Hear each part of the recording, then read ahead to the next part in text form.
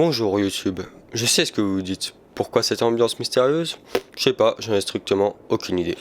Et si c'était ce putain de stagiaire encore? Ah mais comment je vais corriger ça sans que personne ne le voit? Jordan!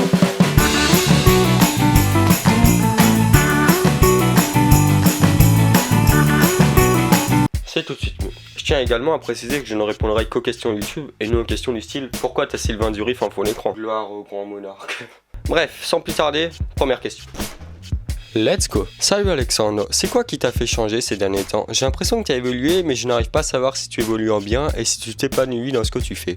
Eh ben je vais te répondre Souli.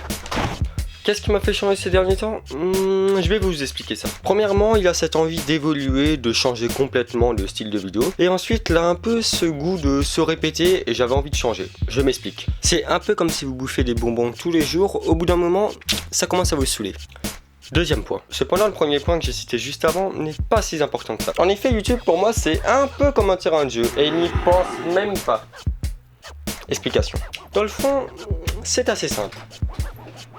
En effet, j'ai été assez surpris d'ailleurs que vous ne l'ayez pas remarqué, mais la vidéo de la Rebull Jam et The Apprentice sont complémentaires. Dans le sens où The Apprentice m'a permis de m'entraîner à gérer une équipe, un scénario et tout, ce qui s'est assez mal terminé, bien que le rendu soit assez cool. Tandis que la Rebull Jam m'a entraîné à filmer du gros ride. Et les deux combinés, donc la Rebull Jam et The Apprentice, c'est égal à The Revenant, exactement. Alors attention, ce n'est pas The Revenant, ça m'entraîne à mieux filmer The Revenant, à mieux gérer le timing. Mais The Revenant, j'en parlerai un peu plus tard dans la vidéo. Il est temps d'aborder la deuxième partie de la question. Est-ce que j'ai évolué en bien?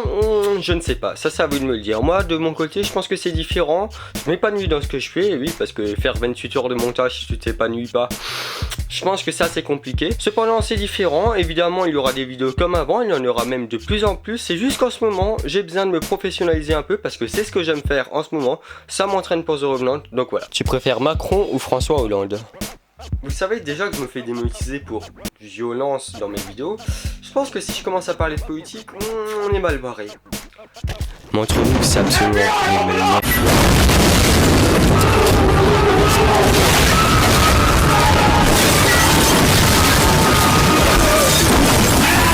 Bon, ok, on va se calmer. La prochaine question sera une question de type psychologie. Je vais me mettre dans l'ambiance.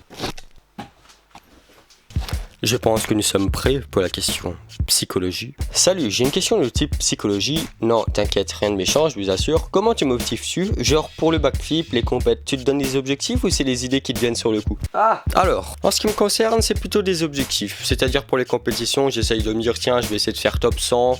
Pour le backflip, tiens, je vais essayer d'abord le faire en bac à mousse, puis sur la résine en BMX, puis sur le dur. Voilà, je me pose pas trop de questions, je pars du principe quand on a confiance en soi, faut se lancer et si on ne le sent pas, t'y vas pas. Sinon, pour approfondir cet aspect psychologique, on a eu la chance de faire l'interview d'Antoine Bizet aux Deux Alpes, d'ailleurs un grand merci à lui. Et justement, on l'a questionné sur comment revenir après une blessure, quelle mentalité adopter pour progresser. Mais tout ça, ça sera dans le programme donc, de tuto qu'on a fait sur la chaîne, qui sortira normalement tous les samedis. Question suivante et on va remettre l'autre ambiance.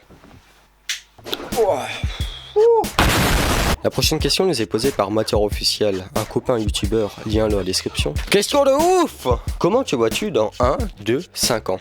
Je vais te répondre. Comment je me vois dans 1, 2 ou 5 ans?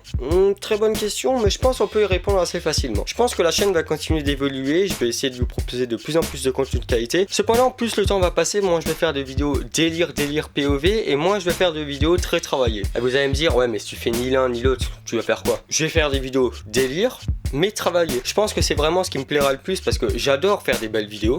J'adore faire des vidéos délire, mais que ce soit l'un comme l'autre, au bout d'un moment on commence à s'enlacer. Alors que les deux réunis, ça offre une possibilité de création juste parfaite. Ce ne sont que des hypothèses, on peut rien prédire, mais c'est ça qui est bien aussi. Prochaine question. The Revenant est prévu pour les 200 000 abonnés? Oui.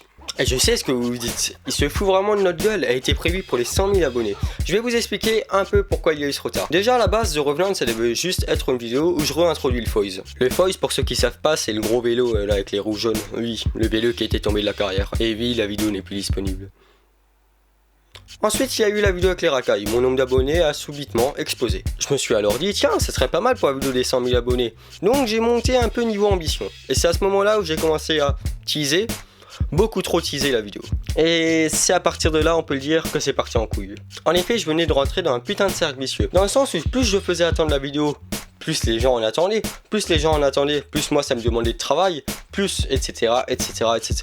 Pour tout vous dire, j'ai changé 4 fois de scénario et maintenant je ne serai même plus dans la vidéo. Par contre, je ne referai pas la même erreur que la dernière fois, je ne teaserai presque rien, à part sur Instagram où je mettrai quelques stories du tournage. Et la sortie est prévue pour fin août, fin septembre, donc à un mois près, on va être large, c'est à prendre avec de grosses pincettes. Vu qu'on va faire du très lourd dans la vidéo, on n'en sait rien, s'il se pète le bras, et ben on l'a dans le cul quoi. Mais donc oui, pour répondre à ta question, elle est prévue pour les 200 000 abonnés et je compte bien que ça aboutisse. Prochaine question. Vas-tu faire un autre Albert et Gilbert, signé Albert et Gilbert? Oh mon dieu. Alors oui, c'est prévu que j'en fasse d'autres. C'est juste qu'en ce moment, je ne roule plus vraiment. Elliot est en vacances, il faisait une chaleur à crever. Mais donc c'est prévu, on en refera déjà, vous inquiétez pas. Quel conseil donnerais-tu à quelqu'un qui veut débuter les vidéos sur YouTube en 2019? Matériel vidéo, logiciel de montage. Sinon j'adore tes vidéos, continue comme ça, tu gères. Eh ben déjà, merci. Alors je vais vous donner déjà 2 astuces. Premièrement, n'achetez pas d'abord la caméra et pas d'abord les objectifs. La 2 choses plus importantes que la caméra, c'est le son et la lumière. Je vais vous donner un petit exemple. Mon GH1 coûte environ 1500 € et mon objectif 1000 €. Nous avons donc 2500 € de matos vidéo. Cependant, je vais débrancher le micro maintenant.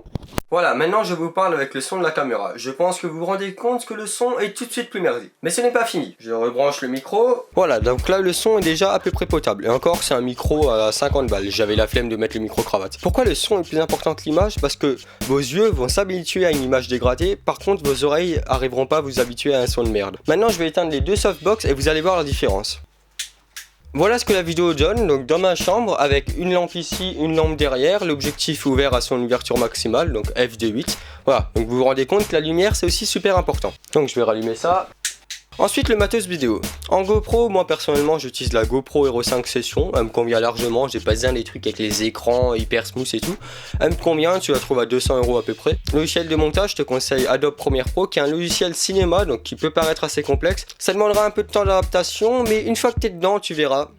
Un délice. Allez, prochaine question. Salut, est-ce que tu es intéressé par l'univers de la moto? Parce que des daily observations avec ta personnalité, ça serait vraiment cool. Oui, ça m'intéresse vraiment et dès que je peux, je m'en achète une. Effectivement, je pense que ça pourrait être plutôt cool sur YouTube. À suivre et du coup, ça revient un peu dans qu'est-ce que je serai dans 1, 2, 5 ans. Peut-être qu'il y aura vélo et moto. On verra déjà. Si cette petite vidéo t'a plu, n'hésite pas à lâcher un like, à t'abonner. Bref, tu connais la chanson. Salut les riders et les riders. Ciao.